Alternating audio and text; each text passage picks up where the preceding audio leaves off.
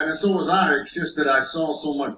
You had good combination punching, and you could hurt people. You didn't hit as hard as I felt like a guy your weight should, but you had good combination punches, which when you put them together, you saw what Muhammad Ali could do with that. He didn't hit that hard either, but he had good combination punches, and you put two, three together, and that's equal to one solid punch. And the shot punch is also something that doesn't get a lot of credit for. It's not necessarily powerful, but it's quick and well timed, and the shock of it puts people down rather than the power of it.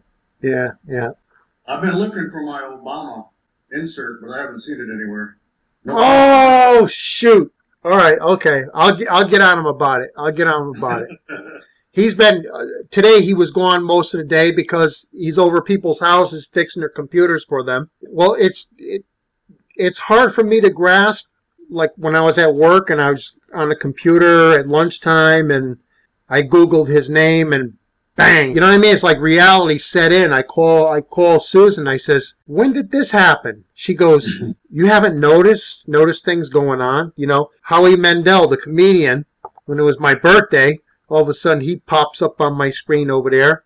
It says, happy birthday, bro. It's like, what? It's like, how do I know you? Oh, I'm a friend of Matthew's, So Cecil, how are you boys?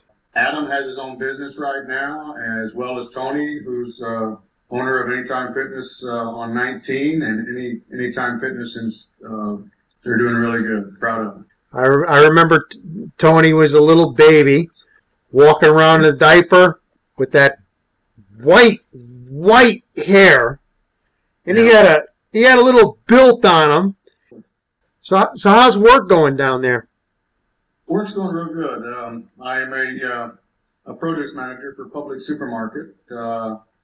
Very good company to work for.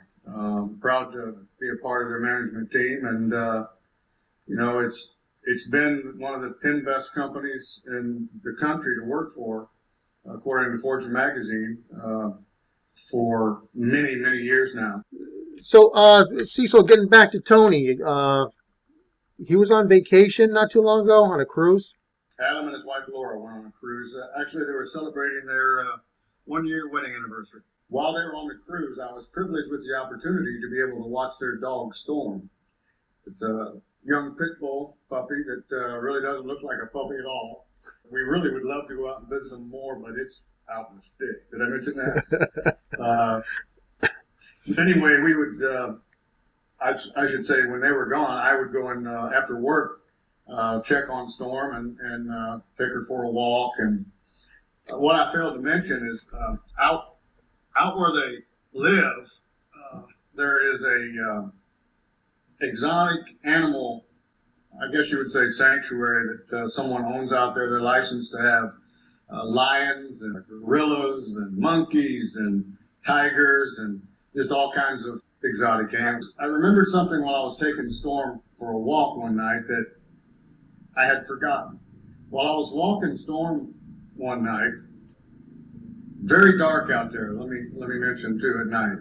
I had this little flashlight and I'm taking her for a walk and we're out in the backyard and I got this little 38 on my hip, out in the sticks, and little pea shooter. And all of a sudden while I'm walking Storm, I hear this blood-curdling roar. And I am not kidding you. My legs and my knees turned to jelly. It sounded like there was a lion about 20 feet away. Absolutely scary. Well, I'm thinking the whole time, if I shoot a lion with this gun, it's just going to make him really mad. So that went out, and I'm entertaining all these thoughts, and I'm thinking, I know, offer Storm up as a sacrifice. But I think the kids got a kick out of that. It wasn't scary, And speaking of different paths, this kind of reminds me of when you brought up how we met at the recreation center years ago. Somebody that you were going to interview, Rick Ringo Burden. Rick Burden. Right. He had to postpone that. They just kind of bring back some fond memories of. He came into the rec center pretty much like you did. And he was looking for a sparring partner. He wanted to spar. He's coming out of Arkansas, former Golden Glove champion in Arkansas. Kind of a scary looking dude, you know. He was a scrapper, and I remember you sparred with him, I sparred with him. We all sparred together. Well, not at the same time. That would have been kind of awkward.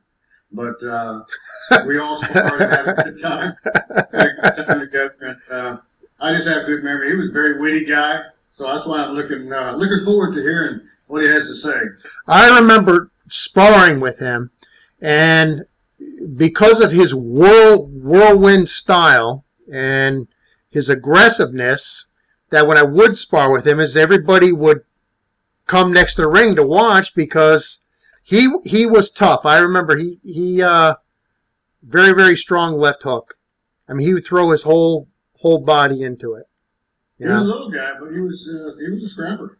Well, I think I referred to him one time as the Tasmanian Devil. So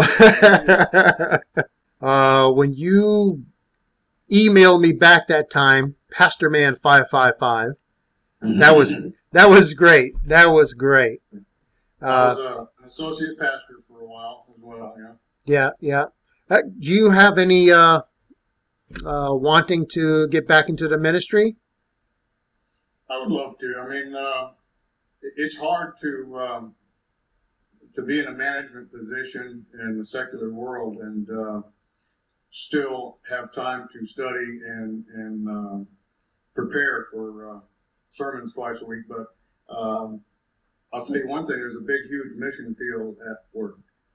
I'm honored to have been a part of that, and like I said,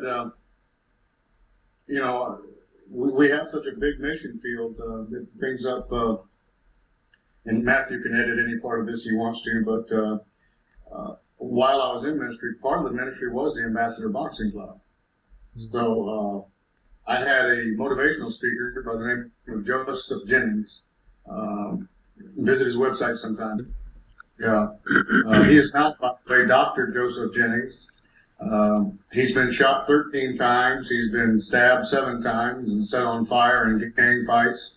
And the last time he got shot, he cut a deal with the Lord. He said, if you save my life, I will dedicate and spend the rest of my time trying to keep young people out of the same path that I took. And he's a big old man. He's a scary looking figure of a man, but I'm going to tell you, he's a big teddy bear, and he loves people, and he loves the Lord. And he actually came, I had him come and visit the schools down here, and he spoke 3 different occasions at a high school not too far from where I live here. And he also spoke 2 consecutive evenings at the Golden Glove tournaments that we hosted.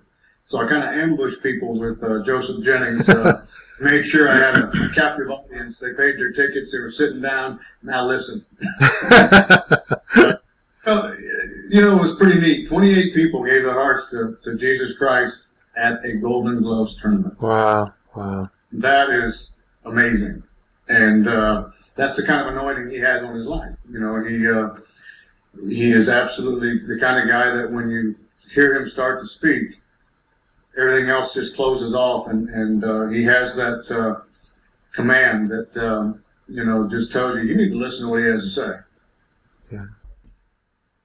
I'm just glad that we ended up the way we did, and not that there's not any room for improvement, because there sure is on my end. But when you look at what we have families that love us and care for us, and we are now part of a bigger family, and that really, after life is all over with, it's not about how much you make. It's not about who you were in the world. It's all about relationships, and you can't take any other stuff with you, but you can take that with you. And relationships begin with our Maker, and He enables us to have relationships with our family and right relationships with our friends. And I don't know if you've ever had somebody say, "I'm not going to church because there's a bunch of hypocrites there." Well, they go to work every day. That's a very poor excuse. It's a, you know what? It's a cop out, you know, Yeah. because well, we were done really wrong by a church, and you know, that didn't stop us from finding another one right away, you know, because I don't look up to a pastor. That's one thing I can't stand at some churches where everybody's running up to the pastor and trying to impress the pastor. To me, he's just another man. He's got the same weaknesses, you know. Absolutely. You are to respect the man of God, just as we all are to respect, you know. In fact, even a good example is husband and wife. Yeah. You know, we were taught to honor each other. You know, you only hear that one scripture thrown out there: wives, submit to your husbands as unto the Lord. Yeah. And they forget all the rest of it. Yeah. It actually tells us to honor each other, and you know, we both have different functions. Equality doesn't mean sameness. So you know, we each have our own makeup, and we're wired a certain way for a certain fulfillment. You know, it's really been good talking with you, and maybe we can do this again. Like I said, I'm looking forward to an interview that you're going to be having up and coming, hopefully, with Rick Ringo Burden. And Jay, it's been a pleasure and a privilege and an honor to be able to talk with you on your program, and I wish you a lot of future success in what you're doing here. It may not even be well defined as of yet, but I do know that your heart is the same as mine. You want to leave the world a better place than it was before you got here, and perhaps not just for the entertainment value of people, but maybe just for a laugh or a tidbit of information or a seed planted will make somebody's life better. And I know your heart is to help people and to encourage people. And on that note, I would like to definitely wish you a lot of success in that area, and I believe you will have it. And just continue to do that. And this is so hard watching your cat paw at the door.